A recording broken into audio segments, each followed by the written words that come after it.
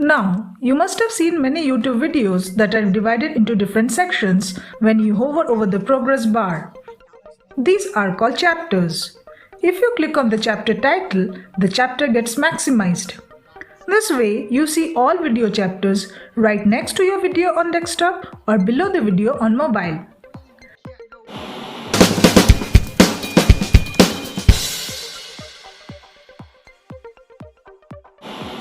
The video creator creates such chapters with the help of timestamps or time codes. Providing timestamps on a video and segmenting the video into different chapters enables users to directly move to the point they want to watch easily and quickly. As Google says, chapters break up your video into sections, each with an individual preview. These chapters can help viewers by giving more info and context by allowing them to rewatch different parts of the video. Now, what are the benefits of timestamps? Benefits for the viewers. These YouTube timestamp links improve user experience by making videos skippable.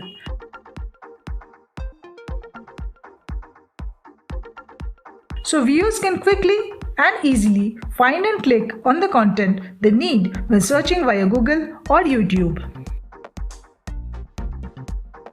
Now, what are your benefits as a content creator? Now, if you have a long video and there is some information in between, users may start to lose interest and move on to another video. Timestamps give a chance that the viewer moves directly to his part of interest by tapping on the section title. Time codes can be helpful to rank in Google search. When we search in Google, YouTube is using these chapters to send people to specific part of any video. So if your chapter titles contain proper searchable keywords, your video can rank and get lots of views. Now, how to add timestamps? Now, this is a video I have uploaded few days back. You can tap on this card to watch the video. First, see, there is no time code or chapters on this video. Let me add those time codes, those chapters. You can add them in description or pinned comment.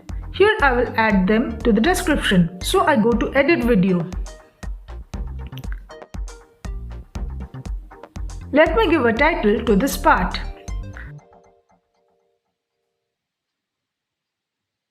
So I type 00:00, the start of your video, space, what you want the chapter to be called. You can call it intro, or I give the title of the video here.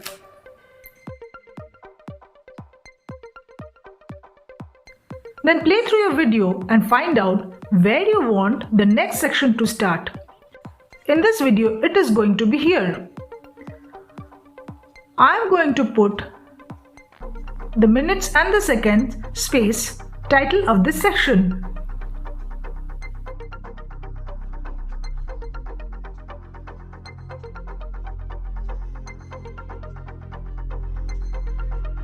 In this way, go through your entire video and create as many chapters as possible.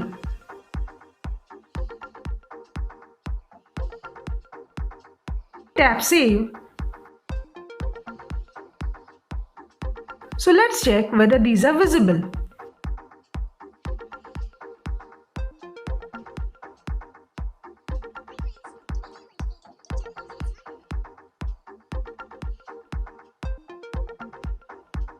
Yes, chapters are visible in the timeline.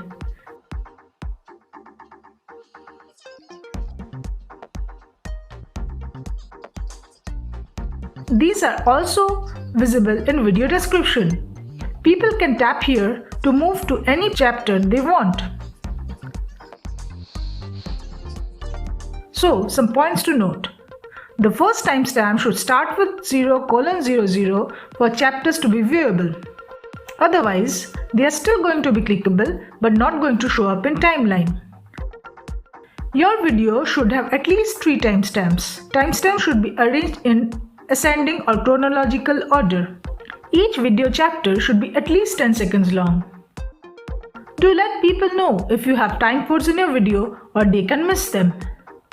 Do like and subscribe if you have learned something new today. So see you in the next video.